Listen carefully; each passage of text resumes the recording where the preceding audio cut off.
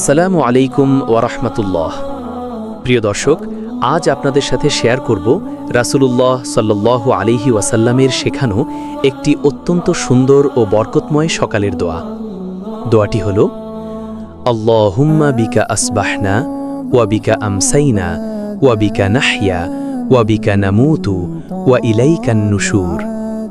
বাংলা অর্থ, হে আল্লাহ, তোমারই হুকুমে আমাদের সকাল হল, তোমারই হুকুমে আমাদের সন্ধ্যা হয়, তোমারই হুকুমে আমরা জীবিত থাকি, তোমারই হুকুমে আমরা মৃত্যুবরণ করব এবং তোমারই দিকে আমাদের পুনরুত্থান।